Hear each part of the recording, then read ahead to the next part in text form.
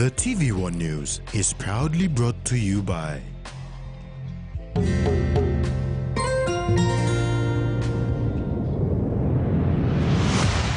BSP, our bank, our people.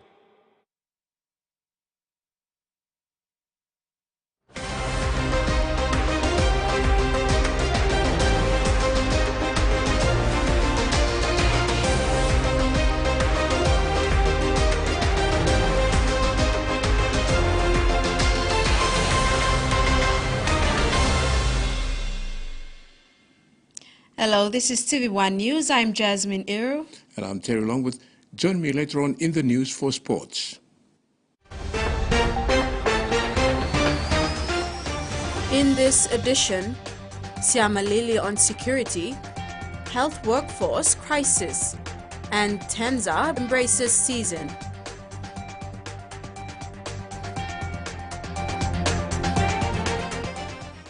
The government is committed in ensuring that special economic zones are established in a safe and secure environment to create an environment conducive to economic growth and development, while ensuring the safety and security of the people are not compromised.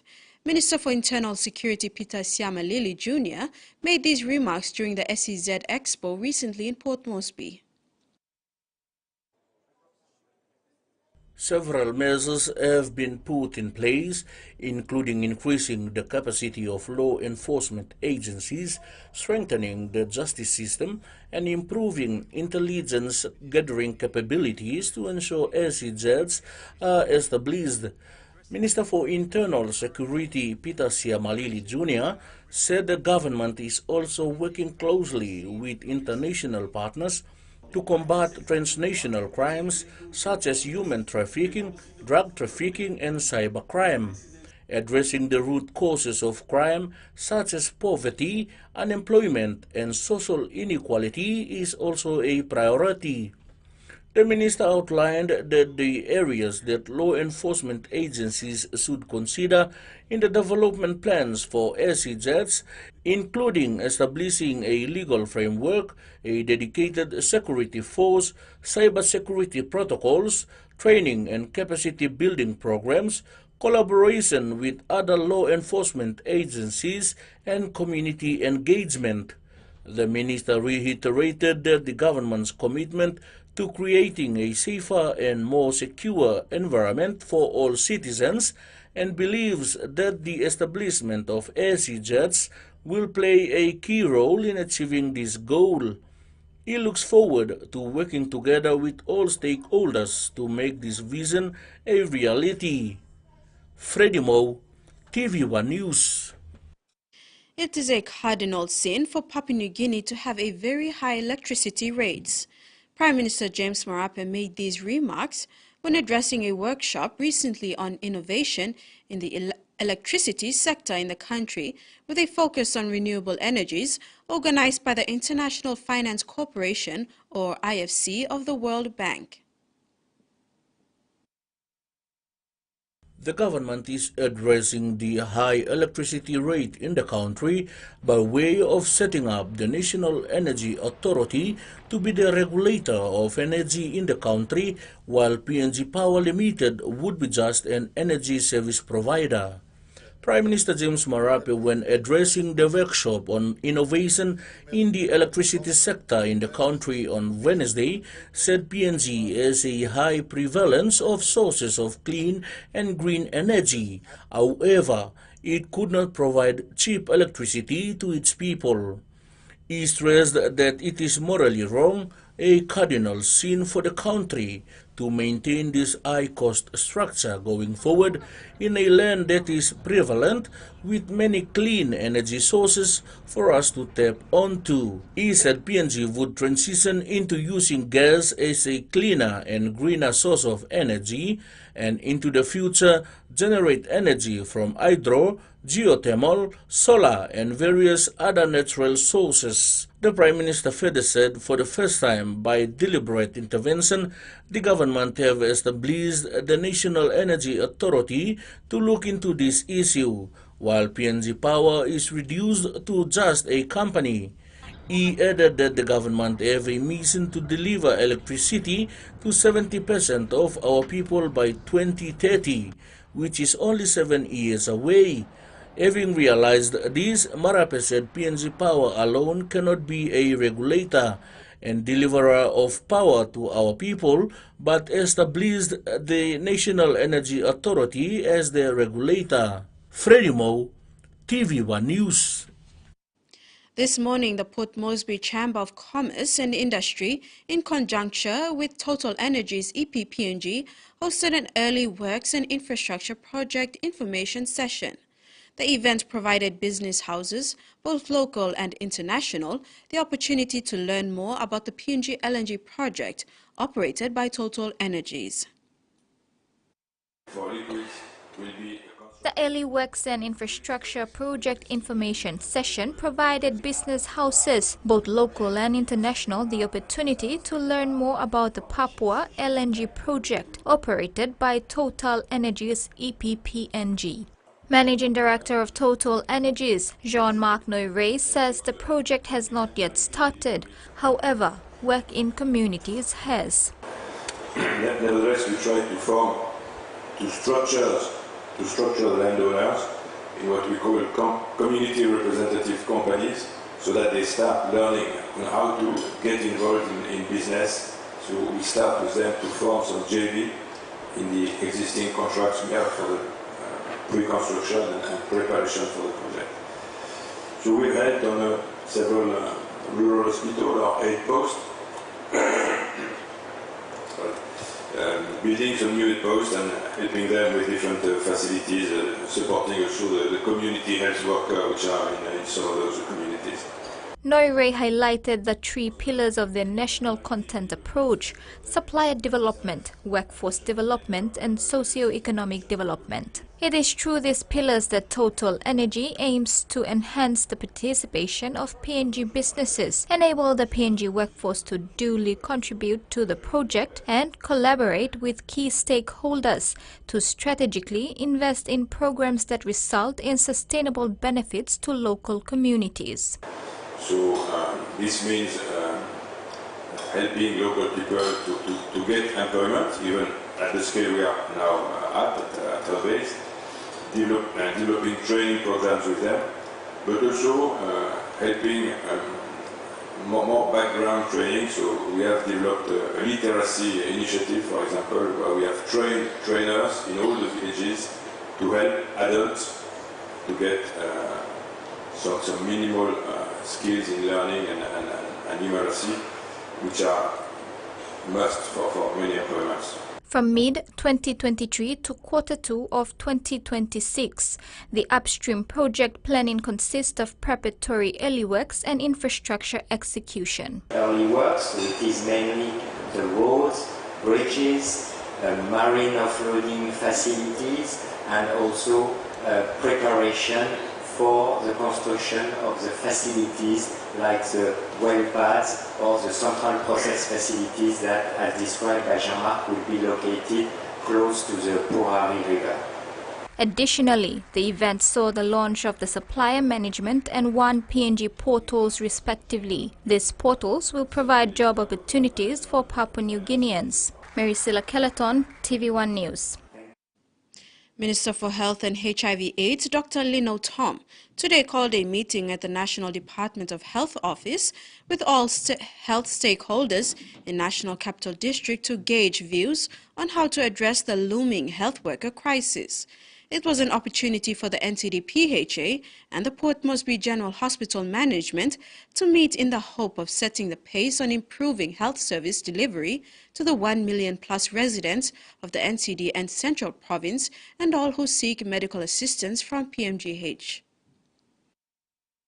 Health Minister Dr. Lino Tom called major stakeholders including the National Capital District PHA, Port Moresby General Hospital CEO and Management, and the National Department of Health Secretary and Management to meet at the NDOH's headquarters conference room to find ways to collaborate in addressing the inadequate delivery of health services in the country. Our country is actually on the verge of a health workforce crisis.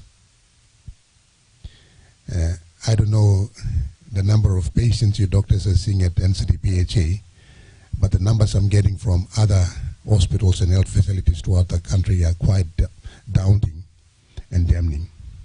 Dr. Tom expressed concerns of the fast-growing population that is putting high demand on health service delivery, but there is inadequate health worker manpower and facilities to combat that. Or the ratio of doctor to patient ratio that we have right now is about 1 to 20,000 people. And with the recent studies done by UN, they use this remote sensing technique to estimate the population, and it's usually quite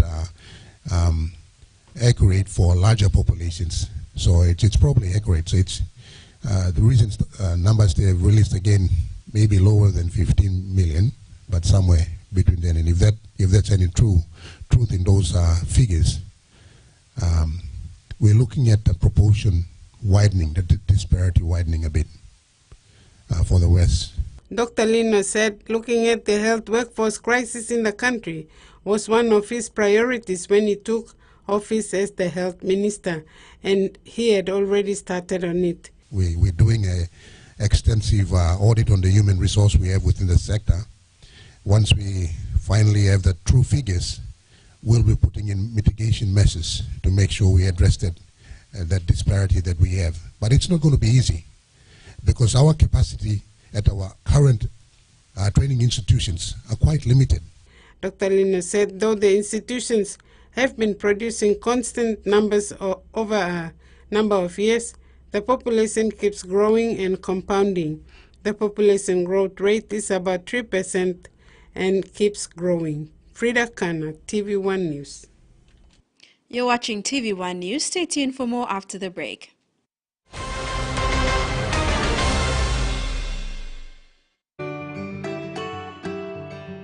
It was during and after COVID that really motivated me to want to take up life insurance. I think savings is very important, and I think One Talk Delight provides a disciplined approach to savings, and it's a good investment to want to think about the future, because it's always nice to have plans for what you want to do later on. With you for life. Whether we're playing sport, exercising for fitness, being active for work or play, just having some fun, or just chilling, there is one name we can count on that we know will keep us going strong. Skell Rice. Healthy, nutritious, delicious medium grain rice full of vitamins and minerals. Skell helps us maintain a healthy, active lifestyle so we can enjoy every day. Skell Rice. Skell Rice.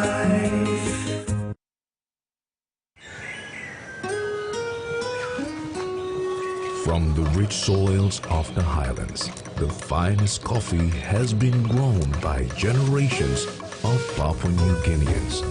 Expertly blended and roasted with over 80 years of experience, making the finest cup of Nescafe New Guinea blend.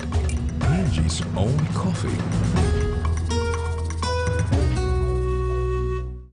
Our journey starts with you. We'll be there from the start, right through to your life's adventures. We'll ensure comfort and make your safety our priority. We'll take you to memorable moments, no matter where it begins. And we'll get you there like we've always done. The 4th generation coaster bus, more than just a bus.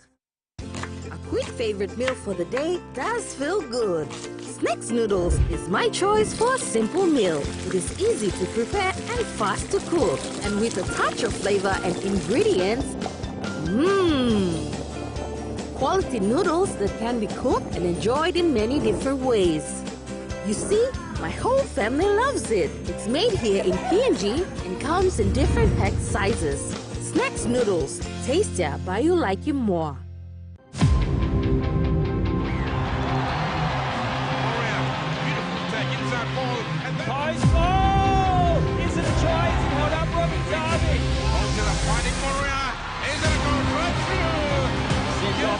Short Ball's the best at Nama. More joint. Baker still going. Passes it back. No one's going to catch him. Brendan Sima. That's for the game. Shuts the gates. Take a bow as he does. Now quick tap. Here they come. It's try time. And the Wigmen are celebrating.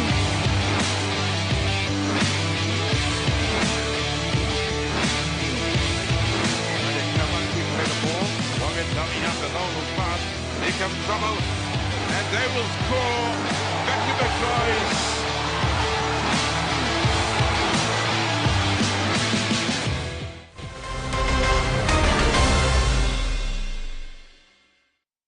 Welcome back.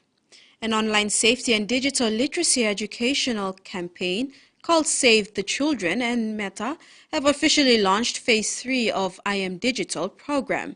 Phase 3 of the program builds on previous work to promote internet safety with tools and resources for parents, educators, and youth directly through offline awareness campaigns that will be conducted in schools across the country. The campaign aims to support young people who don't access internet as yet. Over the next 4 weeks, the campaign will be carried out in primary and secondary schools in 8 provinces, including the National Capital District. The campaign is currently implemented in the Pacific, in Fiji, Kiribati, Samoa, Solomon Islands, Tonga, Vanuatu, and Papua New Guinea. It will be delivered in English as well as in local languages.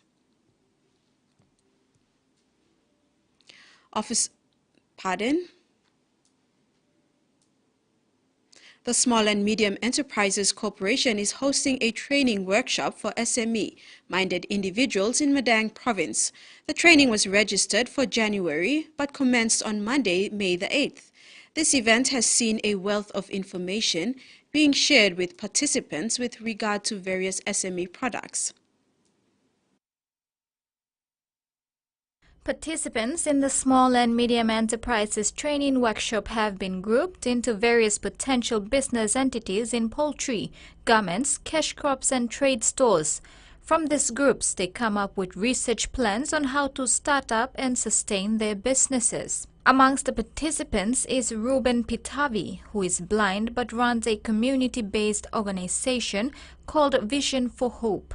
He teaches IT systems management to disadvantaged children, primary and secondary school students. Ruben sees this as an opportunity to gain an insight into assisting him in managing his small entity to advance into a medium enterprise. Another participant who has defied the eligibility criterion is a 14-year-old 7th grader of Holy Spirit Primary School. Emmanuel Wakun is the 4th child in a family of 5. He started selling lollies when he was 12. From there, he advanced into buying and selling store goods, and now he combines all that with lending money to clients. He is also enthusiastic in attending this event in the hope that he can learn more and turn his informal business to a formal one. Another interesting participant is Judith Apo from Tangu in Boye district, who heard about the training in January and since then stayed on for 3 months in Medan just to attend. Betty Kapun, a bus owner, is also happy to be attending this training and wants to see that everybody gains as much information as they can to equip themselves in whatever forms of business they venture out into. Adding on to the fact that sharing of ideas has become very expensive for competition purposes, with an example of sewing classes. But she appreciates this course as she states that she has learned a lot and also has seen that many other participants have learned as well. Mary Silla Kelleton, TV1 News. Outspoken parliamentarian Belden Nama has called on Foreign Affairs Minister Justin Kuchenko to explain to the people of Papua New Guinea the quotes that were attributed on the Australian media. Minister Kuchenko is reported to have told the ABC Pacific beat that Papua New Guineans who responded furiously to a TikTok video posted by his daughter Savannah were useless people and primitive animals. Nama is calling on the Foreign Affairs Minister to confirm or deny that he uttered those descriptions of citizens of Papua New Guinea. If he has indeed uttered those despicable words, then I am calling on Justin Kuchenko to resign as Foreign Affairs Minister and as Member of Parliament and further renounce his citizenship, says Nama. He also called on the Immigration Minister to direct the Chief Migration Officer to call a citizenship board meeting to deal with Minister Kuchenko.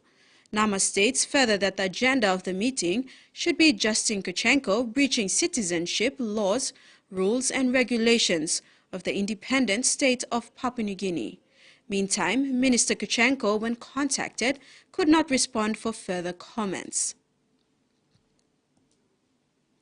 Officer in charge of the Aseki Health Center in Morbe's Minyamia district, ExxonMobil PNG has appointed Tara Chandro as its new chairperson and replacing outgoing chairman and MD Peter Laden.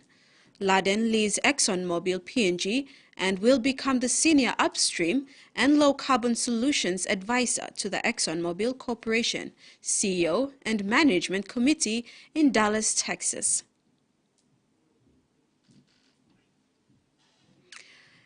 TVWAN News when we return, a look at what's making headlines overseas.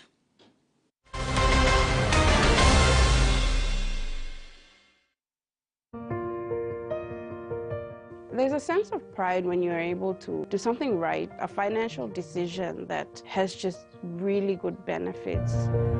With BSP Life Insurance, there's that alleviation of that worry when you pass away. The benefits of the BSP Life Insurance would meet those expenses on behalf of my family. If you're young and you have kids, you owe it to your children to make sure they're not left behind when you pass on. With you for life. All-One Talks adds some excitement to your festivities with the Flame Easter Bonanza. Win a slice of a whopping 300,000 kina by purchasing the Flame Family Bundle Pack, which includes rice, sugar, flour and vegetable oil, all in one go. Highlight these goodies on your receipt and scribble your full name and contact details on the back and pop it in the entry box in selected stores across PNG. 4 fortnightly draws, 100 winners, 3,000 kina each. You don't want to miss out. This promotion ends on the 31st of May. Flame, strength and energy. Terms and conditions apply. A true champion is measured by their courage, their determination, and their passion to never give up and to always keep trying. With a delicious Milo in milk taste and added nutrients, Milo in milk is a great way to fuel our little champions with nourishing energy every day. Because true champions give it their all. Milo, PNG and Mia. Fine PNG made. He says the best Hunters players come from his region. So does she. But there's one thing that brings everyone together. SB Laga, Bungimyumi. Hardware House is more than just a store. It is where quality meets affordability, where culture is proudly celebrated. Spanning 9 provinces, we pride ourselves in offering top-notch customer support and services. We're more than just a store. We're more than a brand. We are Hardware House.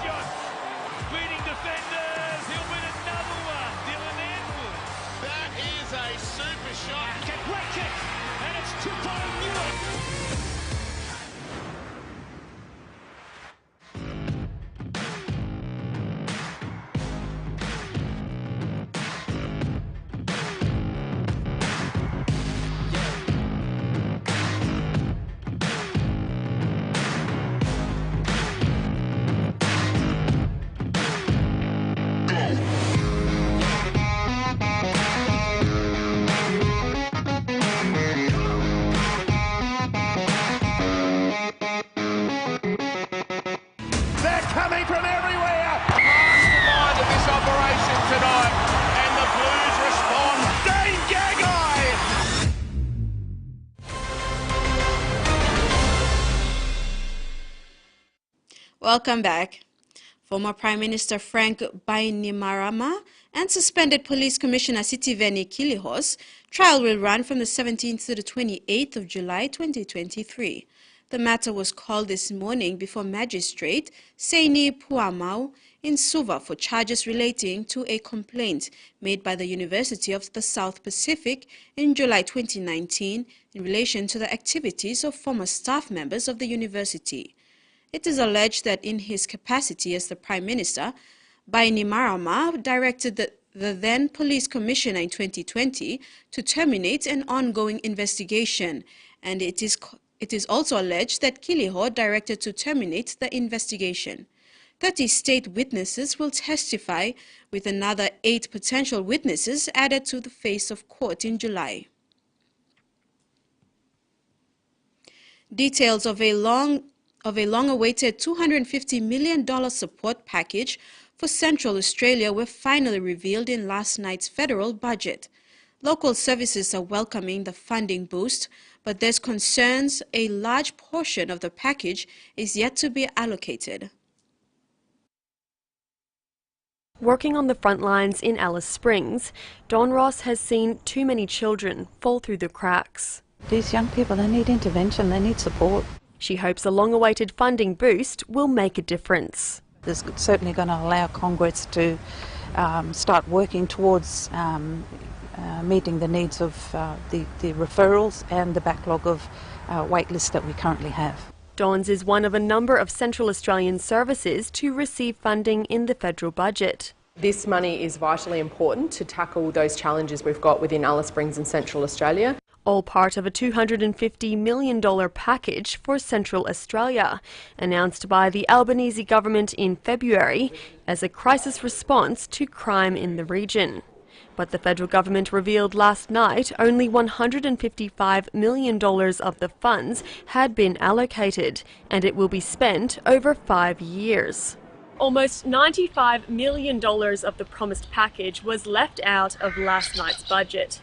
The federal government says the funding will be rolled out in a separate stage, but many argue the full amount should be delivered with urgency. We have been dealing with an emergency in Alice Springs. We need an emergency response. Simply saying that this can go on for years and that they don't need to deliver the full amount for a number of years isn't that emergency response. We'll continue to work with Canberra to make sure that we see that investment as quickly as possible. There's calls for more checks and balances to make sure the money is effectively spent. We really need to ensure that the service mapping that's been promised by the NT Labor government actually comes to fruition. For Central Australia, funding and change can't come soon enough. Relief from soaring power bills, greater access to bulk billed GP visits, and higher welfare payments. They're the key measures in the Albanese government's cost of living package unveiled in last night's budget. But despite the billions spent, many will miss out, and there are concerns the spending will further stroke stubbornly high inflation, leading to more interest rate hikes. Spotlight on budget relief for households doing it tough. Also encourage people to look right across the cost of living package. Worth $14.6 billion, it includes subsidies to reduce the shock of winter electricity costs. More than 5 million low-income households will save up to $500 on their energy bills, while 1 million small businesses will see $650 wiped from theirs. That would be just like a drop in the ocean. Every bit helps. For sure, and if they could give a little bit, yeah, for sure. Not really, not much. Yeah, I think they should do more. Any kind of measure is going to help, but whether it's enough, I'm not sure. Extra cost of living relief going to those already on government support. People on Job Seeker, Youth Allowance and Oz Study will receive an extra $40 a fortnight or $2.85 a day. Not enough for 24-year-old Brock Alexander. I think it's just embarrassing, and to be honest, I make more money collecting bottles and cans per fortnight. He's had to move back in with his parents because he can't afford to rent or even register his car. $2.85 a day really works out to be zero, because $2.85 doesn't buy you anything these days with the massively high inflation rates. When it comes to housing increases, low-income renters will get an extra $31 a fortnight, with Commonwealth rent assistance increasing by 15%. While changes to the single parenting payment had already been flagged. From late September, it will be extended until the youngest child turns 14, up from 8 years old, meaning an extra $176 a fortnight for more than 50,000 single mothers previously forced to move to the lower job seeker payment. That will help. That will actually make a difference. Single mother Pauline says she's had to rely on food banks to get the bare essentials for her family. It's degrading. I'm 55. I've been working a casual job or full-time work since I was 12 years old, and I'm still struggling. The government's budget has set out extra support for the most vulnerable, but there is still pain ahead as families feel the impact of high inflation. Wages are starting to pick up, but they're still being outpaced by cost of living, and that will continue until next year. A generation gathering of First Nations women and children in Canberra this week has promised to deliver a pathway towards gender equality for Indigenous women and girls. The landmark summit points to Aboriginal and Torres Strait Islander women holding the answers to overcoming the challenges facing First Nations Australians. There's a fire in the nation's belly as Canberra hosts the most significant meeting of First Nations women in Australian history. The Women's Voices Summit is creating policy for the future from the stories of more than 2,000 women gathered from every corner of the country over the past 5 years. Women have been absent from some of the key decisions that have been made about issues impacting them on a daily basis in their communities. They are our knowledge holders, they're our truth tellers, they're the ones that raise us, support us, hold us when we cry, lift us when we fall. Calling for action for community by community. In my language, white people is Gardia. I always felt a bit weird with the Gardia people, you know, leading a culture type of a meeting instead of being the support to the First Nations people. The summit has the backing of one of Australia's most powerful Indigenous women. It will bring us a step closer to achieving First Nations gender equality and justice. And making decisions in that house up on the hill ain't going to cut it at the local level. This week's summit will inform a national action plan expected to be launched next year to advance the well-being of First Nations women and girls. It'll be the first nationally consistent approach to investing in First Nations gender equality after decades of patchwork measures. That's a whole monument of movement, so it's going to get done. A big step on a long road ahead. A shortage of ear, nose and throat specialists means children are waiting years for necessary surgery. The health department says it is considering sending patients interstate. Shakota's 7-year-old daughter loves the park and the swings, but frequent tonsillitis means she often isn't well enough to play on them. Every angle that you can think of, it is affecting her. She can't sleep properly, she can't eat properly, she can't make a friendship group at school because most of the time she's not there because she's at home sick. She's waited 2 years to see a specialist about getting her tonsils removed and has been told it could take another 4. She's said to me quite a few times, you know, Mum, why can't they do anything? You know, my throat's always sore. And I've just had to explain to her, you know, that there's a list, there's a way that these things go. Wait times to see a specialist in the south are well above the targets. For urgent cases, it's more than a year, and semi-urgent paediatric cases, it's 1,600 days, or 4.5 years. This government's failing Tasmanians when it comes to accessing specialist appointments and to accessing necessary surgery. There are many Tasmanians that are living with pain and discomfort. We see them in general practice. They're just coming back repeatedly and at times for more antibiotics. People are suffering and suffering for longer. The health department says a national shortage of ear, nose and throat specialists is leading to the long wait times. A working group is looking at solutions, including the option of sending patients to Victoria for treatment. And while her daughter waits, Shakota has finally received a call more than a decade in the making for her own surgery. I had been told that there would be probably about a 4-year wait for me to have my surgery. 14 years later, and I have just got the phone call this year for an appointment in July to have mine removed. And back to the country, officer in charge of the Aseki Health Centre in Morobe's Minyamya district, Sister Matilda Maborai, has issued a plea to relevant agriculture agencies to identify the bean species responsible for the death of 4 children. Sister Maborai made the call following the tragic death of 4 out of 11 students of an elementary school on Friday, May the 5th, after consuming some beans that were believed to be planted by a local man. Community health worker at the Poyu aid post in Morobe's Minyamya district, Maxon Soso could only do so much as the 11 elementary school children ranging from 4 to 8 years old had consumed an unknown bean species around midday on Friday, May the 5th. 4 of the children were brought to him at around 6:30 p.m. after hours of vomiting. A brother and sister and their cousin brother were already unconscious and foaming at the mouth when he received them at dusk. With no medicine, he could only administer an antibiotic injection. Soso said 3 of the children were unresponsive, while the 4th child, who is the daughter of elementary school teachers, responded and cried. Unfortunately, he could not save the 4 children who succumbed to the toxins in their bodies. Officer in charge at the Aseki Health Centre, Sister Matilda Maborai, said with the threat of confusing the bean species, the National Agricultural Research Institute and other relevant agriculture agencies need to help them identify what is edible and what plants should be avoided. That way, health workers and village leaders will be in a better position to advise locals on which species to destroy in their gardens or near their homes. And that ends the news segment.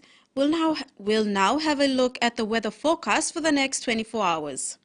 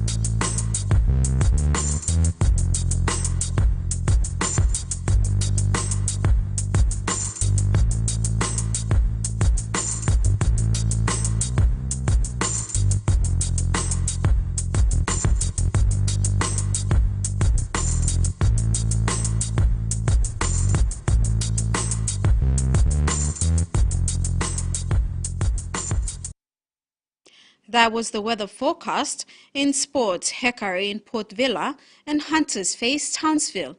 Those stories and more when we return with Terry Longboot.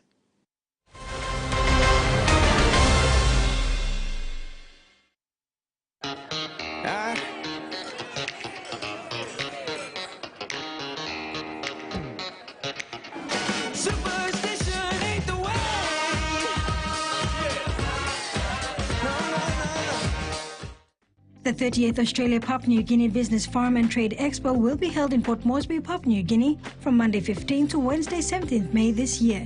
Held annually, this major bilateral business forum is essential for anyone doing business between Australia and PNG. Join us in Port Moresby. Visit www.bcpng.org.pg or call the Business Council of PNG on 323-8465 or the Australia Papua New Guinea Business Council on 323-7383 for more information.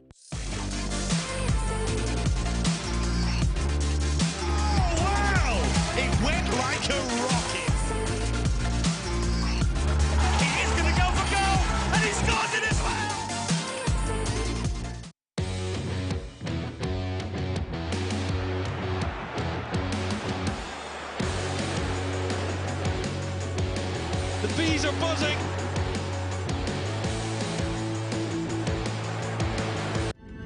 Right now, we're facing a man-made disaster of global scale.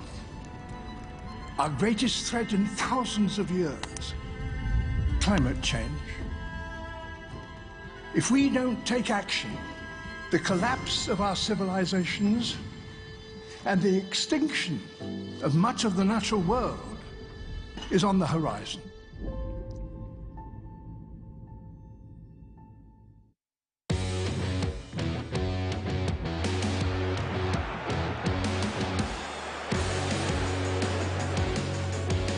The bees are buzzing.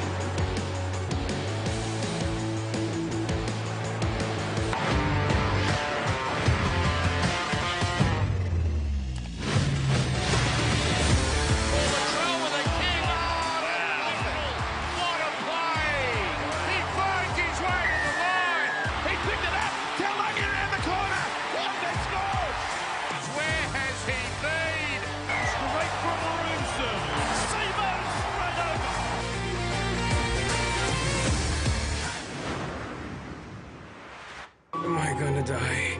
I was hoping to get to know you. Every beginning is the end. How is Robbie doing? He's in the ER and needs the operation. But we're short on cash. What should we do now? I will figure it out. You attempted to rob a bank. But what for? It wasn't my fault. Will you please believe me? And every end is the start of something new. I love you so much, Emma. I will be Robbie's father from now on.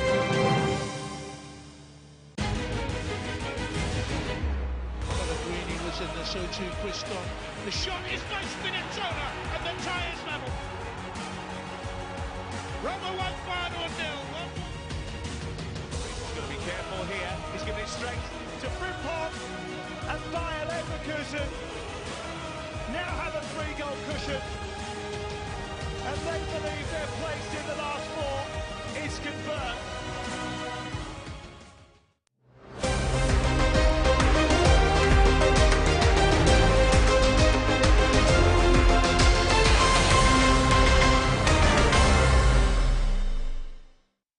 Thanks for staying with us. In sports, Hekara United FC have left the country yesterday for the Oceania Football Champions League in Port Vila. The team transited through Brisbane and arrived in Vanuatu in the afternoon. The Hekara United FC will be playing first of its 3 matches on Monday against Ifira Blackbird Football Club in the OFC. Ifira Blackbird Football Club is a home team and will be a tough task for the Red Army, but the team has had enough training to put up strong challenge against the home team. The Hekara team is a relatively young side, Joseph, who can put up a surprise performance. Voni Capinato said in the last press conference that no one knows our players, and neither do we. We are new to them and so they are to us. Voni said she has trust in her side. The team fought hard to be where they are and they will still put up a good challenge against their opponents. Hekara drew in Group B. In this group are Ifira Blackbird FC, Aspirai from Tahiti and Tigasport from New Caledonia. Hekara will play Ifira Blackbird in the first match before taking Aspirai and Tigasport in the remaining 2 games. With this new side, there are some experienced men the team will rely upon to get the job done. The reliable skipper Daniel Joe will be a huge help to them. Ati Kepo is another well-experienced player who have been involved in numerous international matches and will be playing big part in this challenge. The Hekara United FC will be making its first appearance in the OFC after 5 years. The last time they featured in the O-League was in 2016. Rex Lita, TVWAN Sports. SP PNG Hunters number 9, Vesa Tensa, is embracing his second season in the QRL Host Plus Cup with 2 eye-catching performances in rounds 7 and 8 at the Santos National Football Stadium. Tensa credited his forward pack for setting a nice platform for the team to execute their attacking prowess, which was evident in their last 2 home games.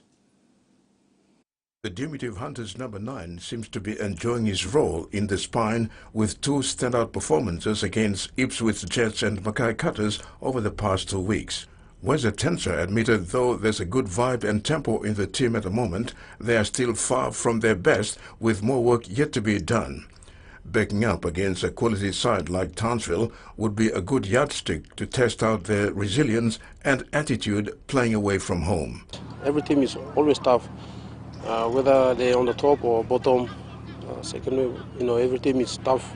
We face, every team is tough, so we prepare as we usually prepare for every team. The same preparation, so the boys are looking pretty good after the 2 wins, so hopefully we keep the same momentum. With room for improvement, Tensa highlighted their defense around the ruck has to be good and to remain consistent throughout. I think our defense around the ruck, especially the middle part of our game, they have been good through the middle. Our defense in the middle has been,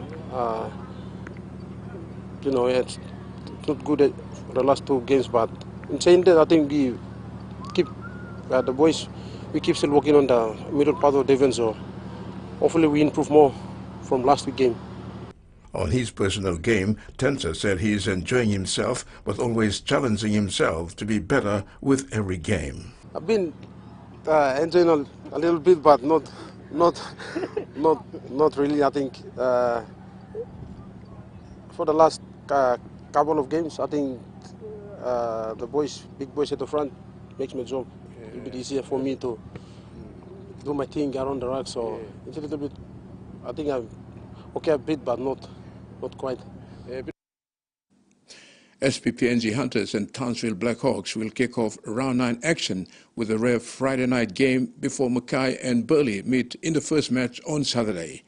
At the back of 2 consecutive wins at home, the Hunters are looking to take that winning form to their next away game tomorrow night against Blackhawks. PNG Hunters coach Stanley Tepan, somewhat subdued by the team's unfavourable track record on the road so far this year, would be looking for nothing less than a good outcome against Blackhawks. The round 9 clash, scheduled for 6:30 p.m. tomorrow night at the Jack Muskie Oval, Townsville, will feature a number of Kumuls in the Blackhawks lineup in the likes of Robert Dubby, Sylvester Namo and Kyle Leibart. The last time they met was in round 18 last year in a fought-out, highly entertaining contest in wet conditions that saw both teams settling for a 22-all draw at the Bycroft Oval, Gold Coast. Coach Stepan said at the back of their last 2 wins at home, the team is starting to build confidence and consistency, especially in their defense, which has let them down at their last 2 away games. He is looking forward to the challenge against Townsville tomorrow night, who are also desperate for a win after going down to Tigers 36-18 last week. With a positive vibe in the team, the boys are ready to hit the ground running. It's been good. When you're winning, everyone's happy. The positive vibe around the place is really good, so hopefully we can keep that going. While PNG will be up against their own countrymen tomorrow, Tepan said the main focus will be on executing their game plan to come out with a better outcome. A few PNG boys in the other Host Plus Cup teams as well. This week, Robert Derby on the wing there, Zach Leibart, younger brother of Kyle. I think he'll be at fullback, and Sylvester Namo. So it's always good for these boys to cup against their own countrymen, but hopefully we'll have the last laugh and we can head back. So Sylvester, I'm pretty sure he'll be looking forward to the challenge as well against his old teammates. Tepan said they are fortunate that players who were on report last week have been cleared to play this week, which is pleasing news, while the team will be finalized pending injuries. A few PNG boys in the other Host Plus Cup teams as well. This week, Robert Derby on the wing there, Zach Leibart, younger brother of Kyle. I think he'll be at fullback, and Sylvester Namo. So it's always good for these boys to cup against their own countrymen, but hopefully we'll have the last laugh and we can head back. So Sylvester, I'm pretty sure he'll be looking forward to the challenge as well against his old teammates. Team Up Sport Development, supported through PNG Oz Partnership, is running a one-week workshop for all development partners in PNG, mainly learning about how to report on their programs and how it's impacting on the community.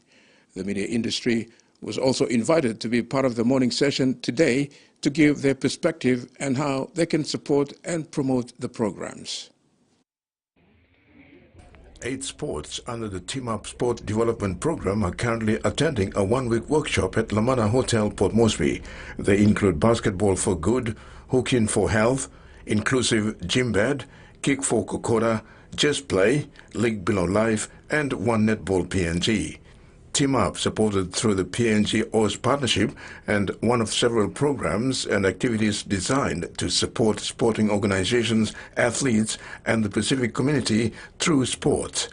Team Up Media Strategic Communication Advisor Joanna Lester, when giving an overview of the workshop and what it entails, highlighted 5 focus areas, with gender and disability being primary focuses under Team Up.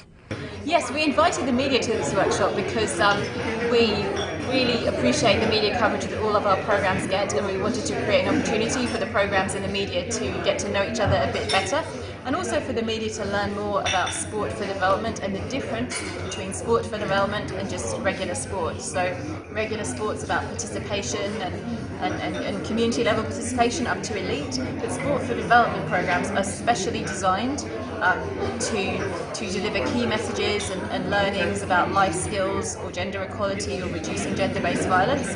And so that's the difference between sport for development and regular sport. So we really wanted to help the media understand that difference too. Joanna also emphasized on the important role the media plays and the impact they can create through partnership and promoting their programs through the various platforms.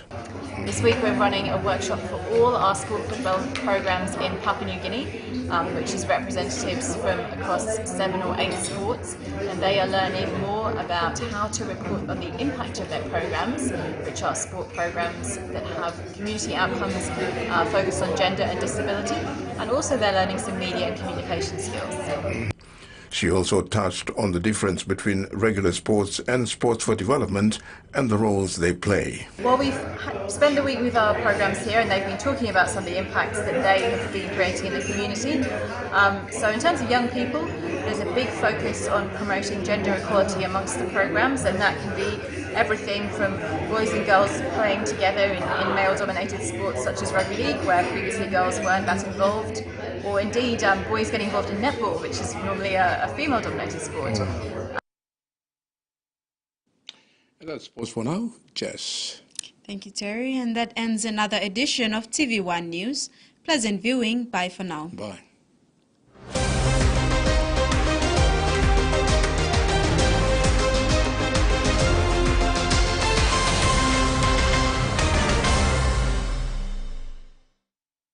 The TVWAN News was proudly brought to you by